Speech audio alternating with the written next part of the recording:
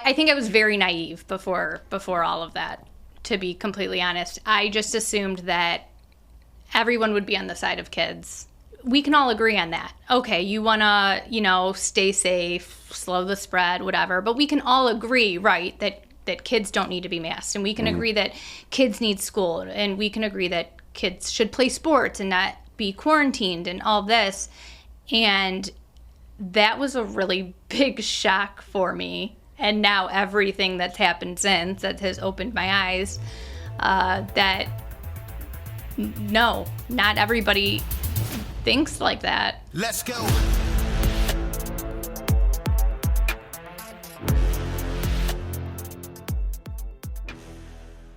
Welcome to Citizen. We have a special guest today, Meghan Athey. You are, I don't know exactly what you do, but you book stuff for Command Your Brand. I do. But before we get into that bullshit, where did you grow up? Ohio. A little bit south of Cleveland, downtown. What's it like there? It's nice. It's all I've ever known. I'm a Browns fan. Oh, boy. So that's brutal. That's a little... I mean, what are you going to do, That's like somebody being born with a cleft palate or something. Like, damn, that sucks. Really just one continuous abusive relationship. They promise that they're going to get better. Well, now they've got Deshaun Watson, so literally, right? Are we doing domestic violence jokes? Guess so. No, we can do... Well... we could do happy ending jokes. Yeah, I know. That's the same. Yeah, so middle of the country, what'd your parents do? So we owned a family business started by my grandfather. And so my mom stayed home. I was one of 5 kids, and my dad worked for the family business. And what was the family business? It was a craft store. They were all over, and then they distributed, they did the wholesaling side too, as well as made our own products. A craft store. Crafts, crafts. Okay. And scrapbook paper. And they were making shit? Mm-hmm. Oh, that's neat. Yeah. Yep. And how long did that go on?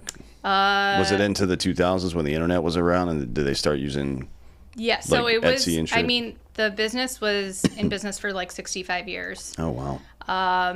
Sold it in 2016. It was just a lot with family business. Started obviously with my grandpa.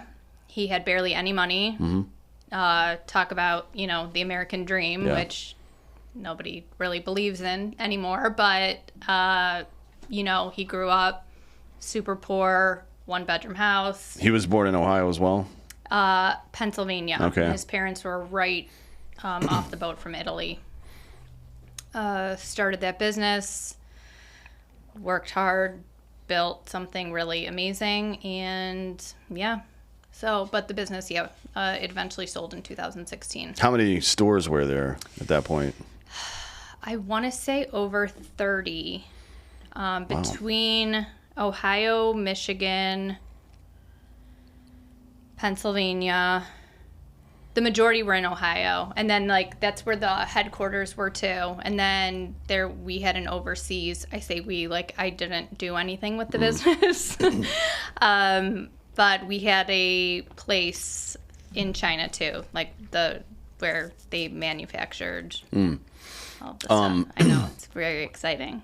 Yeah. Did it ever go to the online sales portion, or is it just in store? It was mostly in store, but then we had a big part of it was people that bought from us, big stores that bought from us, Walmart, Michael's, Target, Joann's, because we did make our own products. I keep saying we, and I feel really dumb saying that because I had nothing to do with the business. I just grew up in it.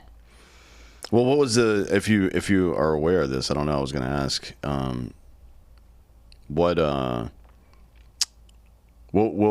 what made the decision to sell the company instead of continuing running it? So my Grandpa had 4 kids. One was my mom, and then he died in '03, and it was distributed amongst the 4 kids. Then there was 17 of us grandkids. We all owned a share in it. And I don't know if you've ever looked into family business, but usually they say by 3rd generation. Yeah, Walmart's there now. So Walmart started with Sam Walton. It went to his kids, who were kind of, some of them were okay, but most of them were kind of kooky. Now to the 3rd generation, which are a bunch of CRT, DEI dum-dums. Walmart funds more of those drag queen story hour things, or getting drag queens into schools, than any other corporation on earth. Oh, yeah. I didn't know that. Yeah. So that's kind of how it goes. Yeah. But yeah, so it was just, there was too many people. Like I said, I owned a share, but I had cousins that were high up in the company. Who's going to listen to what I have to say, compared to them? And it was just a good time to sell. Got an offer that was really good. And, a lot of people said we were sellouts, but my grandpa, his dream was to take care of his family, and he definitely provided and took care of his family. Yeah. So your both your parents though worked at the business? My mom stayed home with us, and my dad worked for the family business. And what after it's sold, is everybody just comfortable, or did he go on to do something else? He stayed on for a little bit, just because he didn't want to leave his employees, because it was a big corporation that bought it. Yeah. And then he eventually retired. And then my mom ran for school board during all of this COVID nonsense at 60-some years old and now she has 17 grandchildren, and she decided to run for school board. Sure. So what about you? What was high school like? I don't know what it's... I didn't grow up in the Midwest. I'm not really familiar with how things go up there, but it seems like the weather sucks. The weather sucks. Yeah. We have a very short summer and a very long winter. High school, I went to a pretty big high school. Aren't there a lot of Amish people around there? Not where Or is not it where farther I am. East? It's probably the more like south of where I am. It's weird. But yeah, and sometimes they do get bussed in to stores. Fuck you talking about? Like they'll have day outings at like a Target or something. That's odd. But I do remember a field trip in I think it was 8th grade. We went to Amish country. It was really exciting. Are they cool with that? I mean, is it like going to the zoo or something? Yeah, it was like homemade Amish food. That's all. That's all I remember from that 8th grade trip. That's weird. The food. It was a little odd. And now you've got kids of your own, right? Mm-hmm. What's 3. that? You have 3. Holy shit. So what's it like raising kids these days? I always like to ask women this, especially because you guys see more than we do. Compared to the way you grew up, like what? I don't know. I mean, just your observations for people. Because how old are your kids? So my oldest is 12. He'll be 13. He's in 7th grade. And then I have a 5th grader. She's 10.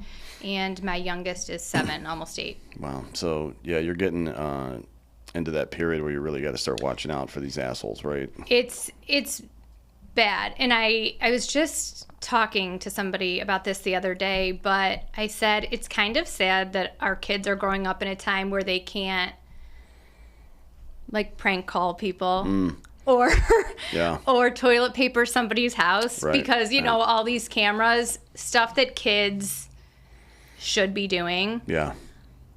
It's nobody has anybody's phone numbers, which I think is bizarre. Everybody just uses Snapchat. They don't know anybody's numbers. They're not great at communicating. And it's really tough because back, when we were growing up, there wasn't the option to have a phone or social media or all of this. And now you're in, well, this person got a phone at this age. Why can't I get a phone? This person has this app. Why can't I get, this app? Right. And so that's really challenging. It scares me, especially with my son, because I think boys sometimes take a little bit of maturing, and I don't think he can see the consequences of the long-term effects if he would do something dumb on social media. Yeah. Yeah, I mean, people definitely will go, like if you're an athlete or something, people will go digging through your Twitter history to try to own you or whatever the fuck. That seems weird, but yeah, it's it's a new world for sure. Everyone's spied on pretty much all the time. Yeah, but I make sure to actually he just brought home something that he was doing in health, and he had to fill out, and it was like physical health, social health, whatever. And I'm like, can I see that? Because I'm reading over all of these questions. Yeah. So that's a little different, Yeah, I would imagine so. Weird that you have to do that these days, but I guess it is necessary. It is necessary just because of the weirdness that I'm sure you see. It's posted every day about what they're doing in schools, and the first thing I did when I went to his middle school, and I can't say enough good things about the school district that we live in, but I'm looking for flags, making sure that is this just a learning place? I don't want my kid to be. I want to be the one to introduce them to certain things. Well, how do you I guess decide between even sending them to school anymore or just doing we think of homeschooling as some laborious task these days, but it was the standard for most of human history. Yeah. Right? That mom or tutors, if you were wealthy, would teach kids all the basic shit, and then you would go to an advanced school to learn more advanced things. That used to just kind of be the standard, right? Yeah. I think it's a good one because it maintains institutional knowledge from one generation to another instead of just having, and pardon the phrase here, but an elite class that's in charge of educating people. That never works out because then they get to choose what information is, right? Right. Yeah. So how do you decide between that? Because you've got a career as well. But I don't know if I would I don't know if I could send my kids to public schools. I'm more concerned about myself. Kids learn and forget things all the time, and you can deal with that. It's not that big a deal, really. But I'm concerned that I would burn the school down, for example. I live in a pretty conservative area, so that helps. I do think it depends a lot on where you live, sadly. And I do know people that, depending on where they live in the country, have decided to homeschool for that reason. It was something that I just never wanted or had, felt like I could do to homeschool. I like the fact that they're out in the world and dealing with people and different kids and different experiences and being, playing, my son plays football and my daughter's in theater, I like that they can do all of that.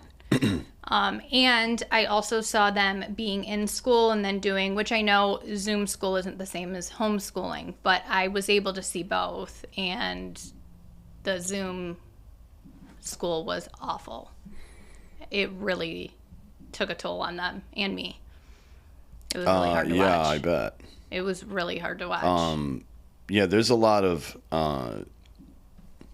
discussion around what was lost in those years for kids. Because, when I went to, the first 2 times I went to college,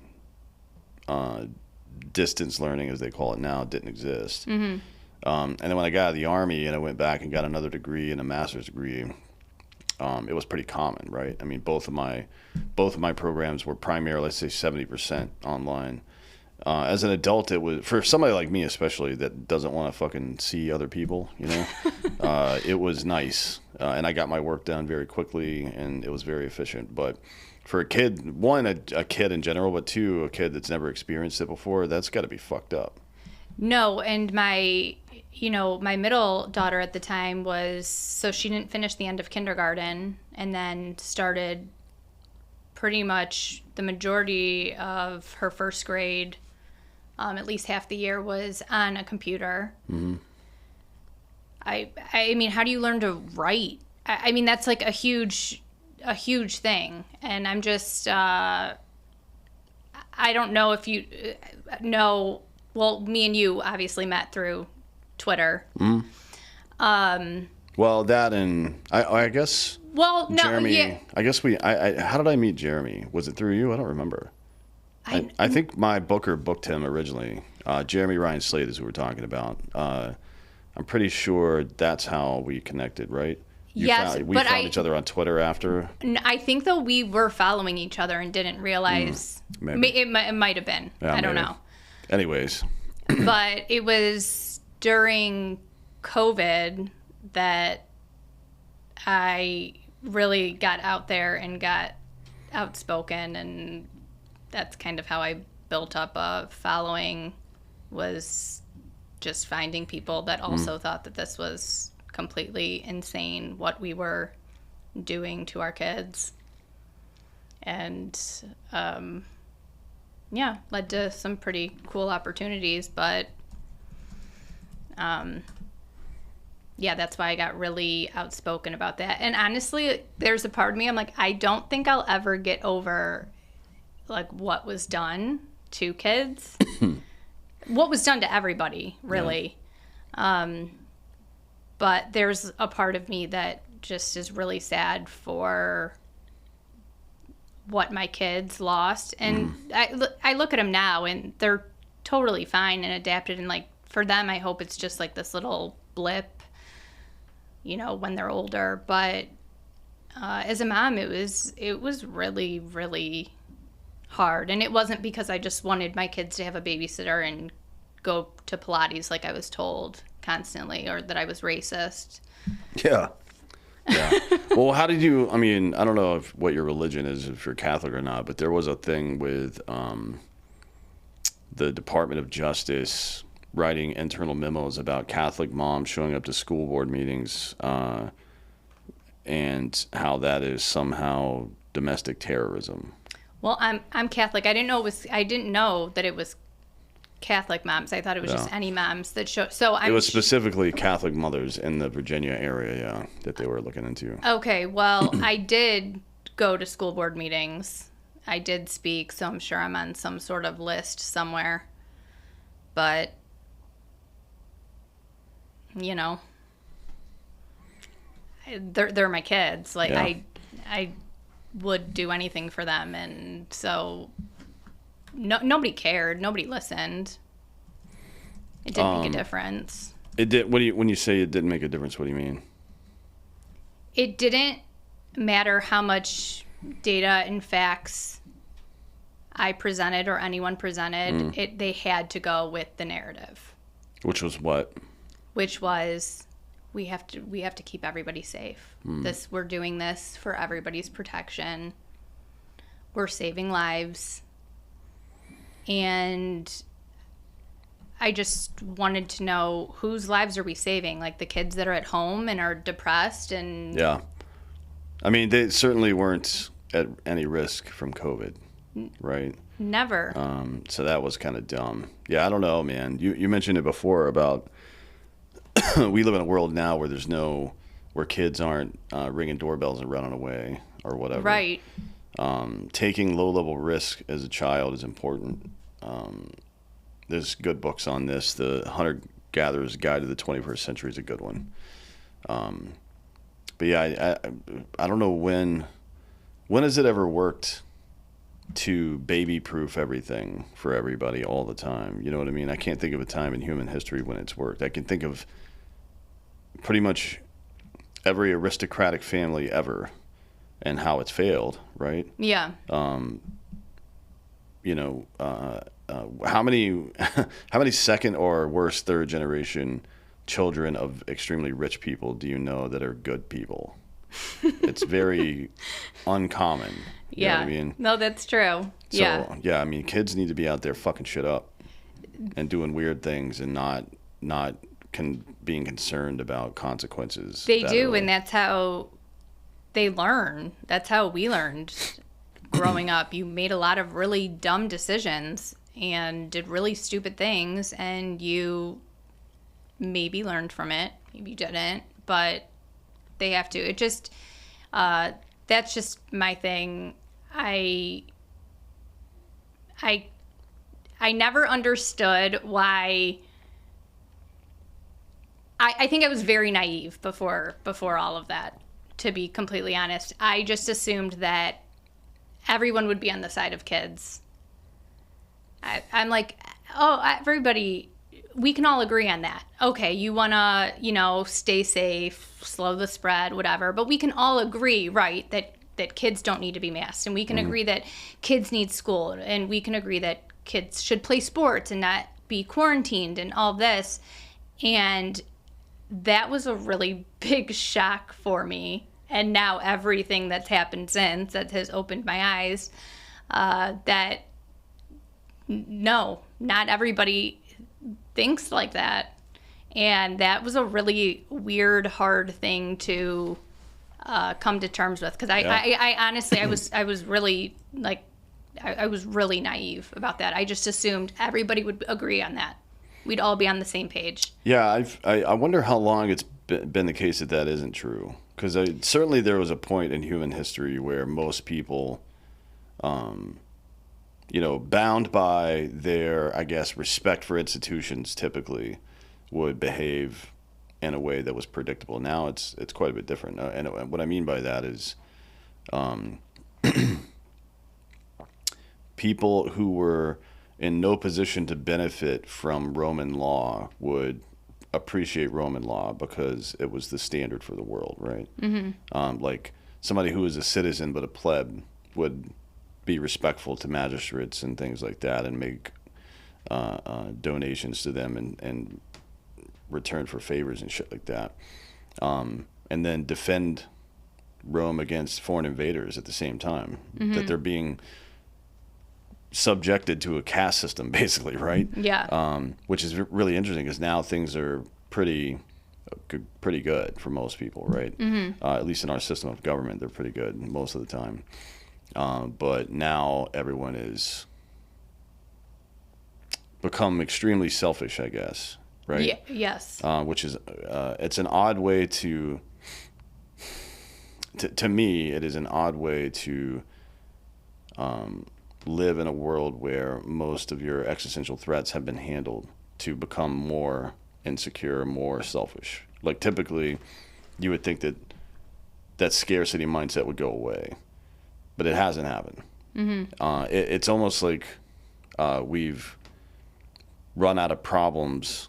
There's no more scarcity for us, so we have to pretend like there is for some reason. I don't know why. It kind of reminds me of the Franciscan order developing in like the high Middle Ages, where it used to be during the early Roman Empire. It was not early Roman Empire, but well, I guess yeah, technically the early Roman Empire.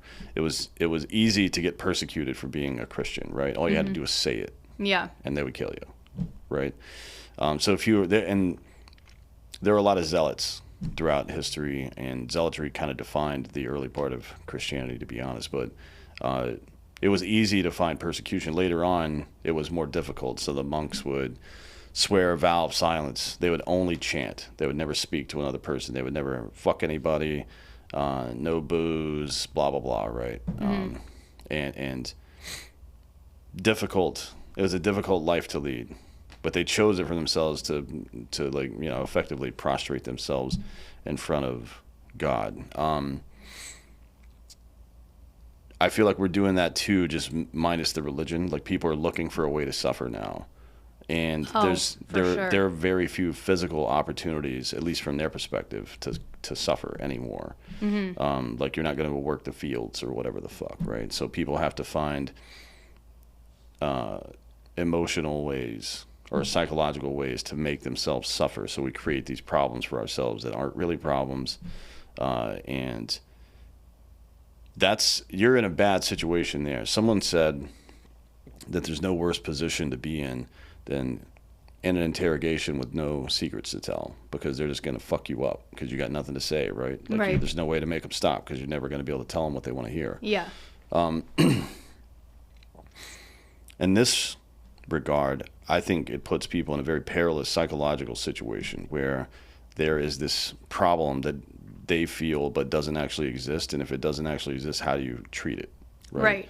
There is no way to. So it just perpetuates, and then right. they fucking. I think that's why we see spikes in suicide now. That and hormonal issues, obviously, but I think that's a big part of it too, because the group of people that used to be more or less resilient to suicide epidemics was younger females, like preteen and teenage females. Now that's the fastest growing group of people killing themselves. So it's like something's clearly wrong in the way that we're thinking about life. And I think a big part of it is having no connection to or respect for institutions, like the nuclear family, for example, or just the idea of childhood innocence would be something that would be like a major tenet in any worldview. Right. And that is a huge problem. It's just, but I feel like it's intentional. I mean, everything that they're doing, I feel like, is intentional to destroy the nuclear family, to destroy kids in a weird way, you know? If everybody's, if you're a boy and now you're a girl, and then you're a girl and you're a boy, and you marry whoever, and you can't have kids, and if you don't like something or somebody, just get divorced. There's just no values. It's really sad. It's really sad, and it's really scary, and I am very sad for my kids to have to grow up in this timeline, to be honest. And it's funny, like this is a little bit off topic with them, but just kind of speaking to how different it was is, you know, we try to teach our kids, okay, if you're not good at this, work harder, you know? If you get a bad grade, you know, that's your fault. That's your responsibility. A teacher says that you're acting up in class. Kids don't care anymore because their parents don't care. Sure, yeah. And then I think, you know. Well, do you think it's that they don't care, or do they really believe, like you did, in the institution? Like, it's not my job to educate my kids. It's the school's job. And that's to a classical liberal, that would be a horrible thing to say, because they believe in the smallest government possible, right? But I think you fell into that trap yourself for a while, right? Just assuming that this institution I respect is also respected by these other people, and it's clearly not, right? Right. Like the people that are going to educate our kids, especially in primary education, are there's plenty of good teachers out there. I don't mean to generalize everyone, but there are a very large amount of people who go through this fucking weird CRT DEI academy that creates primary educators, right? The secondary education system that creates primary educators, who are fucking weirdos about race and gender and sexuality, and they're trying to introduce this stuff to kids against their parents' will. I mean, it's a lot of people. It's not like just isolated into blue states either. No, it's all over the country I know. that shit's happening. So, but now we know that stuff. Since like 2015, it's become very obvious that that's what's happening. And I think a lot of people can't admit it yet. Frankly, I think they still want to believe, because I went to public school. That's in their head. I went to public school, is fine. You know what I mean? People don't. It's hard for people to accept, especially when they have some level of pride in the institution, to accept it. Fuck, man, this thing that was once good is now a piece of shit. right? How do you deal with that? I mean, Yeah. that's a difficult thing intellectually, I think, to deal with for a lot of people. Well, and the funny thing too is I grew up going to private school through 8th grade, and then I went to public high school, and it was my experience at a private school that I thought, I'm never sending my kid to a private school, which, you know, it was just my personal experience. I did not have a good experience at private school. Well, why not? What was the problem? It was just sometimes private schools are not good with any other issue. Like if you don't fit into a certain box, then they can't help you. So there are benefits of public schools, and there are really amazing teachers out there. I'm not gonna say that, you know, teachers aren't. My kids have had really amazing teachers. So I'm never going to. Now the unions,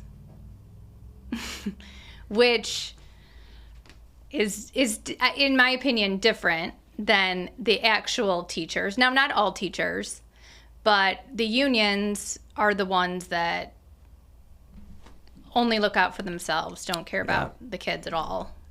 And I mean, we've seen that. We again saw that through COVID. And did you just see the story about the New York COVID czar guy? Did he get arrested as well, or indicted? No, I don't think so. He was in charge of, you know, the COVID response. He thought kids should be in school, but he listened to the teachers' unions.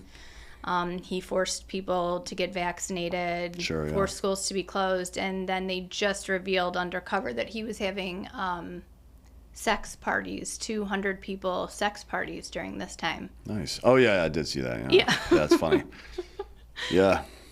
So that's, you know, just again, I'm going to go back to the fact that before all of that, I was very naive. I was very naive at what was going on with kids, with schools, with everything, and that really opened my eyes to a lot.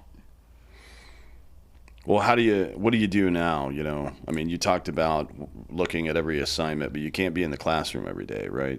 Right. And even in conservative areas, like there's a suburb of Dallas that was having this drag queen story hour bullshit relatively recently, and at their elementary school or whatever the fuck. I don't know why they always go to children's schools and not to like the VA or, you know, to like an old folks home. It's always kids. I have no idea. And it's really bizarre to me. They had one, I know people were protesting. It was a suburb probably like 30 minutes from me. They were having a drag queen story hour at a library there. But here's the problem. I can't say I don't want my kids to be read a story by a drag queen. I can't say I don't want you to teach my child that they might be in the wrong body or to question that, because I'm racist, I'm homophobic, I'm transphobic. Sure, yeah. Well, yeah, even wanting kids, like the chair of AFT Chicago, I think it was AFT, or maybe an NEA, I think it was AFT though, the teachers union there said that wanting kids to go back into the classroom is rooted in white supremacy. White supremacy. Yeah, it was it's odd to like the phrase. If you ever hear the phrase "rooted in white supremacy," you're talking to a retarded person, and you don't need to listen to anything else they say. You have to look back. I'm pretty sure that I did a Twitter post on that. I don't know when, a long time ago, and found everything that they said that was rooted in white supremacy. Even putting milk in your coffee, I think, was rooted in white supremacy. Just the most ridiculous things. It's either white supremacy or climate change. Yeah, I mean, you got to blame something, right? But this is like, it's like old school psychotherapy, man. People find a an external tormentor, they call it Jungian archetype, right? The for you Mongoloids, the best reference is probably the Scarecrow from Batman, right? He puts the mask on, makes them hallucinate, and then they create whatever demon in their head exists, right? People do that all the time. Grendel, the devil. We've done this throughout all of human history. Now it's the religious part is kind of over. We're not as superstitious as we once were. So now we're trying to apply this same metaphysical nonsense to the actual physical world, right? Climate change is going to kill us all in 2 weeks. We're dead. Trump is going to fucking end the country. It's over. Right? Yeah. Like that. This is I'm just the way. I'm already planning for my period passport. Yeah. This is just like, honestly, I'm not a religious person, but this is nothing more than the absence of organized religion having an impact on society. That's what this really is. Because all of those things that were funneled into the metaphysical world have found their way now applied to the physical world. And every time that's happened in human history, we see things like, witch trials where women are getting burned alive or having stones piled on top of them because they accidentally did math or something. You know what I mean? It's like when those two things aren't, I would say, equally competing silos or verticals, maybe you could call it. Society tends to have a problem when one thing becomes more powerful, when the love of the state or interest in politics becomes more important than the church and interest in the spiritual world, or vice versa. Things get fucked up really quickly. You know what I mean? So I just feel like people all they do is take the same stuff that they were doing in the metaphysical world and apply it to the physical world, but it doesn't work that way. I just feel like they found a new religion. I mean, this is their religion. And these people are their gods. And it's very bizarre. Well, not just their gods, but their demons as well, right? Right. Like we have gods and demons in culture. Every culture in human history. And, you know, we get, to some degree, we get to choose what they are because it's the stuff that we react to.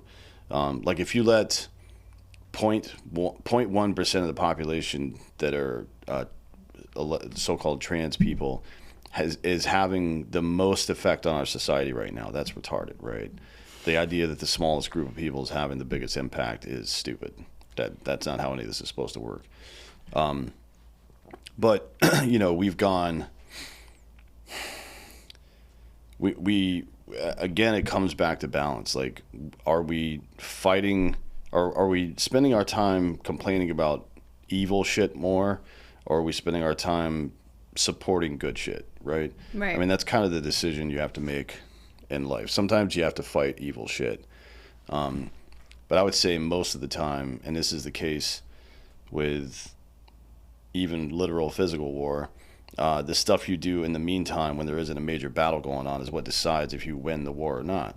And all of us being naive about education wasn't good, right? Right. But who knew? You know, I mean, you hear rumors about it back in the day, but it certainly wasn't as ubiquitously known as it is today that things are fucked up in our education system. Yeah, and I think, honestly, like I said, for as bad as that time was, how naive I was to everything that was going on in schools, that was just going on politically. You know, I even remember hearing, you know, certain conspiracy theories about stuff and thinking, nobody could be that evil. No, come on, nobody could be that evil. And now I don't put that past anybody, because I think a lot of what we're dealing with, especially what is being shown to kids, is evil. There's just really no other way to put it. I used to just kind of go with whatever they said. I really, that was the one thing about that, was like, that was a huge wake up call for me. The only thing I'm proud about that time is I knew right from the get-go that I didn't fall into anything right from the get-go. I knew it was all total bullshit, and I look back and I'm like, I'm kind of proud of that, because there was a lot of people that I didn't expect to fall into all of that that did, and right away, and I held an open schools rally right after that. Oh my God, I got called the worst things, but it made me find my voice a little bit, for sure. Yeah, I think that happened for a lot of people. The silent majority, eventually it's like gets fucked with too much, and you got to do something about it. Yeah. The irony is, the earlier in the process you figure that out and do something, the less you actually have to do. But hindsight is always 20/20. I think about people who've been raising the alarm for a while and how they've been treated. Like Alex Jones, for example, he's a bit of a kook sometimes, but he's also broken major story after major story. Epstein, he broke Epstein back in the day. He, has said some stuff that sound like, if you say something too early, it sounds crazy. Like, oh, they're turning frogs gay. It's like, oh, well, actually, they are changing the gender of frogs with fucking chemicals in our water. That's probably not good, right? He said a lot of weird shit. So I think about, in hindsight, it's easy to get pissed at yourself for not knowing something at the right time, but it's also difficult to know when the right time to actually start talking about shit is, frankly. I saw something that said, like, what's the difference between a conspiracy theory and the truth? And I think somebody put just a little bit of time. Yeah. It seems that you're right. The earlier you say something, the more you're criticized and crazy, and then as time goes on and you are realizing that wasn't as crazy as it sounds. So I think that is definitely, like, exactly what you said, just with him. He's a little he's a little kooky. Yeah. But I don't know. Well, you've as far as finding your voice goes, what were you doing professionally before COVID? I was full-time stay-at-home mom. But you have a degree in communications from, I do. somewhere. Baldwin? Is that right? Baldwin Wallace. Yeah. Small Division III school in Ohio. So what made you decide to get back into the professional world, I guess? I assume that everybody is starting to work from home after or during that probably was helpful, at least, right? Yeah, I wanted, all my kids were in school. I wanted to be home with them until they were in school. And I just wanted to find something that was for me and that I would enjoy and think that I would be good at. But it's not easy when you don't have a big resume, when you've said I've been staying at home with kids for 11 years. And it was Jeremy's post looking for a PR person. I still remember it because he listed all of this media, and it was all conservative media. And I think he put, if you're not interested in any of this, like, that, you're not our cup of tea. And I was like, this seems good.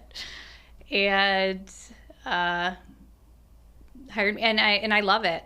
I love the people that I meet. I meet the most interesting people. You've met some of them too, as well. Clients of mine that are just doing really awesome things in the world that I would have never thought of. So that's probably my favorite part of it. And I still get to be at home. It's flexible with my kids. I can, still be a mom and do all the stuff that I need to do and not be sitting in an office. So that's kind of just, I just wanted something for me, basically. Sure. What exactly is it that you do? So I am a podcast publicist. So they, a client comes to us. It's usually like, CEOs, entrepreneurs, all different types of people, people in the health field, and they want to be put on podcasts. It's like 24 show program, and we find out all about them. There's like a very rigorous onboarding process. We go through, we write pitches, and then we find the best shows for them and pitch them to shows that we think would be a good fit. And do you have partners in this? What do you mean? Like the company? Is there a company that does this, or is that you just as a contractor doing that? No, I work for Okay. Command Your Brand. And Jeremy owns Command Your Brand. Okay. So how many employees are there? It's small. I mean, it's small. I want to say there might be 11 of us. There's 2 of us that do what I do in terms of like client load and doing the pitching and all of that. So it's equally distributed between the 2 of us, and then we're responsible for getting all of those clients on shows. And how do you go about doing that? Are you just cold calling people all the time? I mean, after a couple of years, you've got a good network, right? But in the beginning, it's got to be tough. Well, I mean, they already had a good network. We don't ever call. It's all through email. Well, cold calling, could be. Yeah, no, I know, well. I know what you mean. Yeah, like basically just putting it out there, but it's tough because we always figure, if you pitch 20 shows for somebody, like you are assuming you'll get 1 yes. So if you need 5 shows for somebody, you've got to probably pitch 100 shows. Sure, yeah.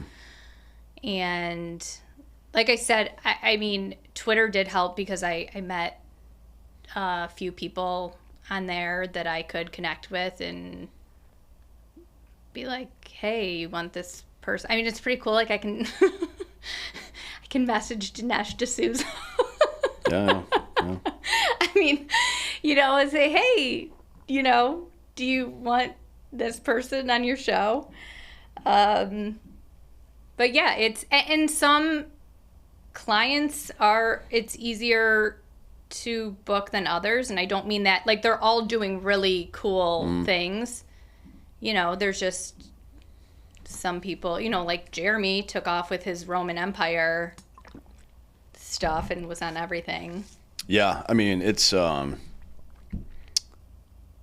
he's in a good position because everybody's obsessed. We go through these cycles in human history where we forget that there was anybody before us. And we're like, oh, let's try this. Like it hasn't been tried and failed a million times. We're in one of those periods where people are starting to pay attention to antiquity again. So good times for him, I guess. It is. I mean, and who has a master's in Roman Empire propaganda? Yeah. I didn't even know that was a thing. And who knew that he would be able to use it all of these years later and, get on all of these really big shows and talk about that. But it is really interesting. People need to know that. I didn't know a lot. I didn't know a lot of that.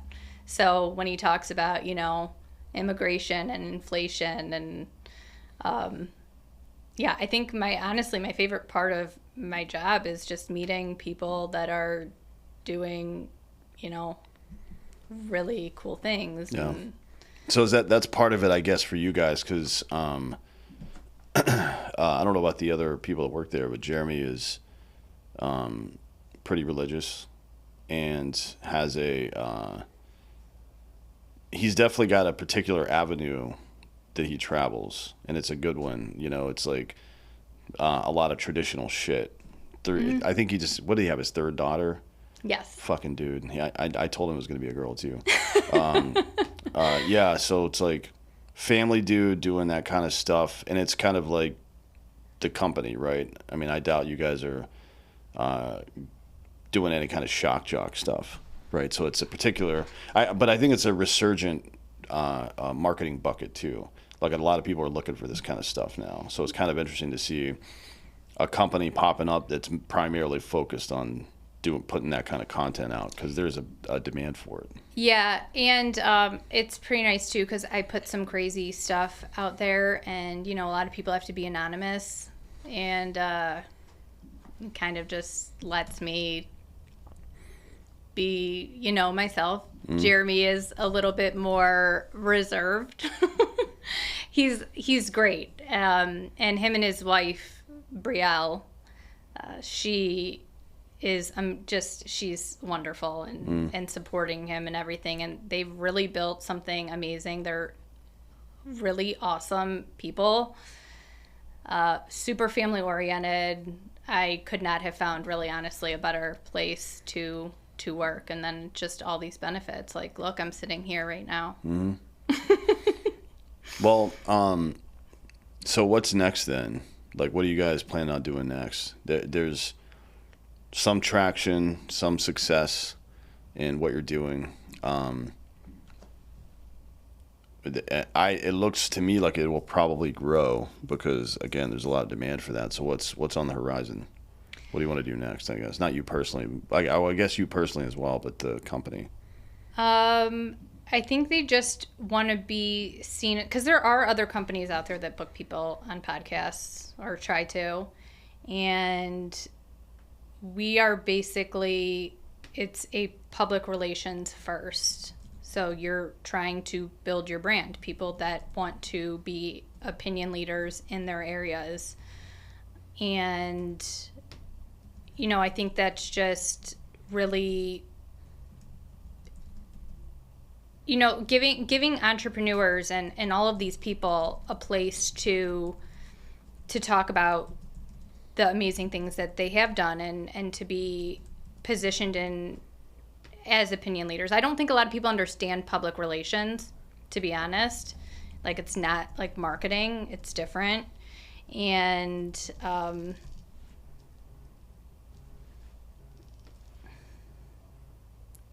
You right there? I'm sorry. It was actually a work call. But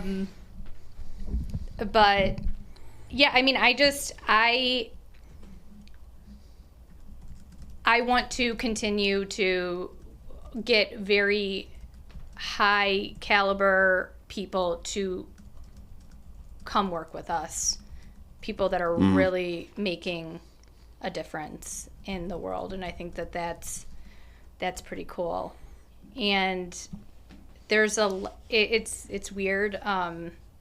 This is just kind of side note because I was talking about it with a coworker of mine, but we have people in all different industries, like insurance and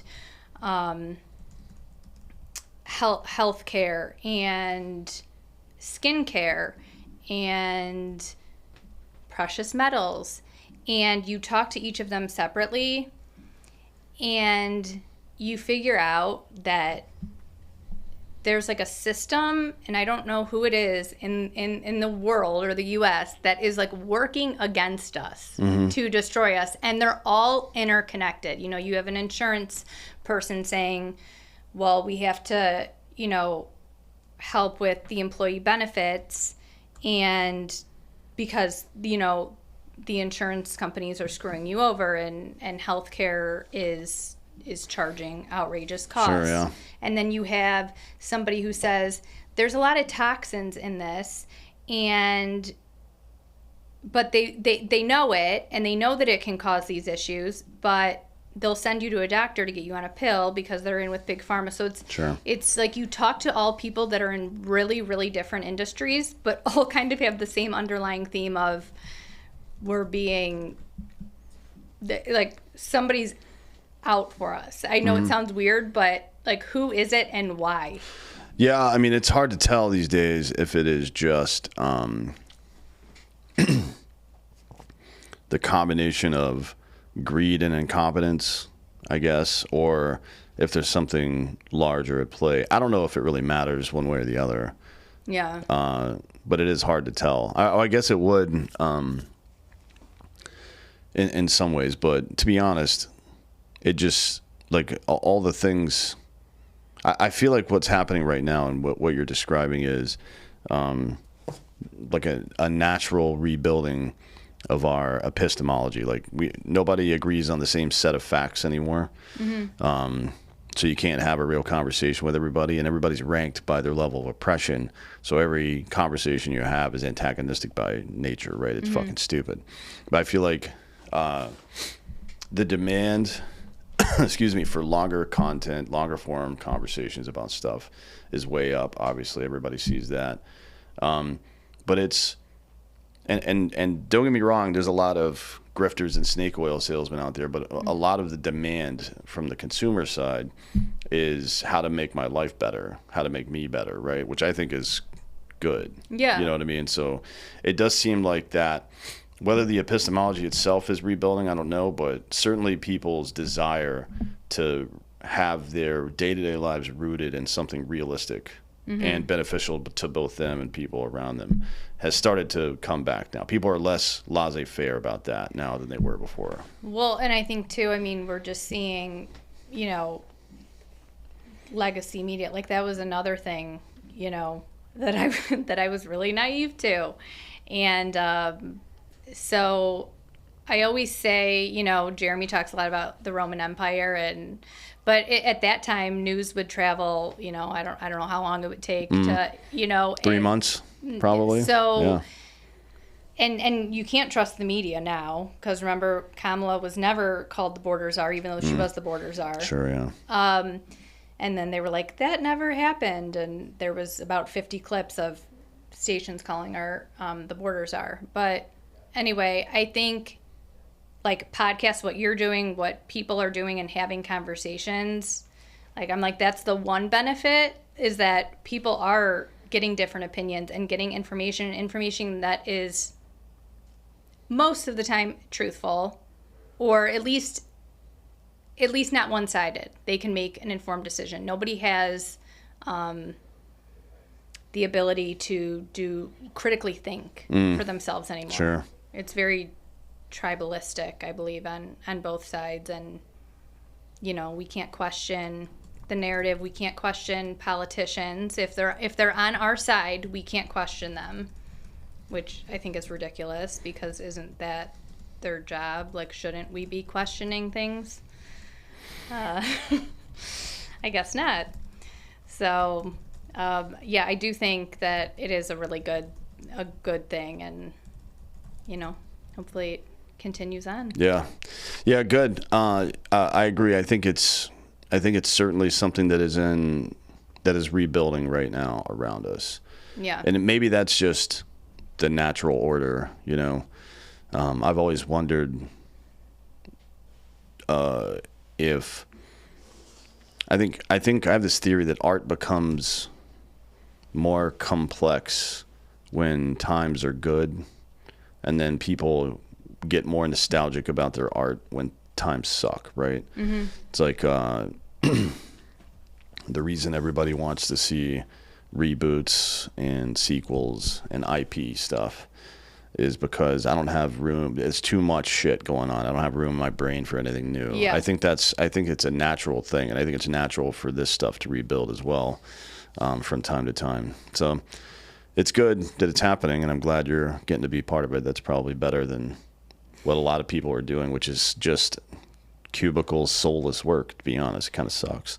I mean, it's hard to motivate yourself every day to do that stuff. It is, and I hope, because I do really believe in these people and what they're doing, and if I have a small part in getting their voice out there, and having people hear them, then, you know, it's a pretty good day for me. Yeah, same. I enjoy it too. I've a lot of the same benefits, talking to interesting people. I was going to say, because, I mean, you talk to so many people. Mm-hmm. Yeah, it's not bad.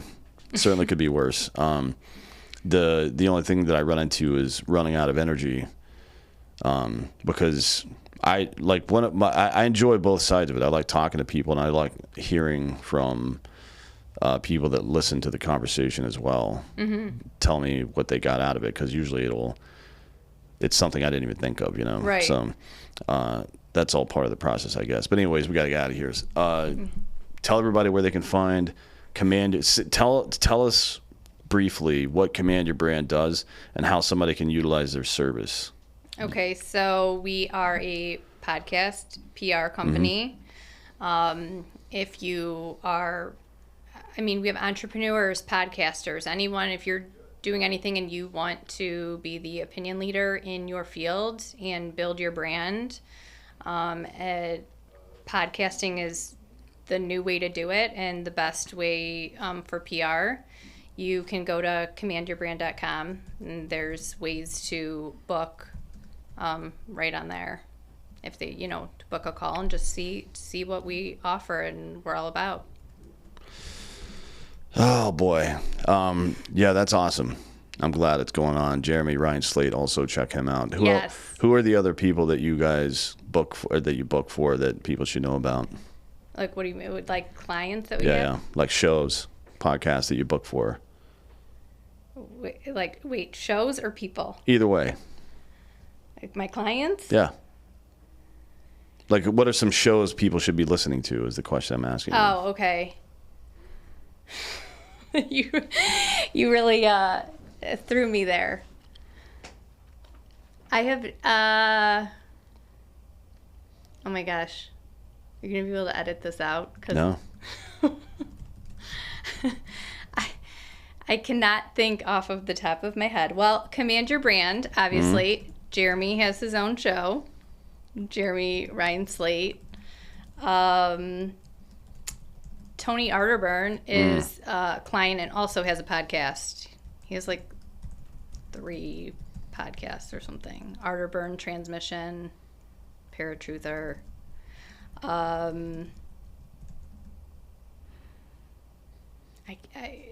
You've stumped me. Okay. I can't think of any because. Well, that's a good list because I think they're all on my show too, so it works out. Cost of Glory. That's another a client has a show. Whose is that? Alex, you had him on. Oh, Peckus, yeah. Yes. That episode is probably out by now, so whenever this airs, yeah, he's great. We're gonna have him on Drinking Bros soon. He's a very smart guy. There's a really big show I'm not going to name, but that I would not work with again. That's a weird thing to say. For a very big show, they should treat people better, especially if they're coming out to do a show and canceling on them for no reason. Oh, sure, yeah. All right, Simply because of their political. If you guys want to get into the comments and guess who it is, since she's being fucking cryptic about it, go ahead. But we've got to go now. So thank you for coming today. Appreciate the time. Thank you for me. having Enjoy your drive back to Dallas. Good luck with that. I think it'll be fine this time of day. And thank you all for listening. This has been Citizen.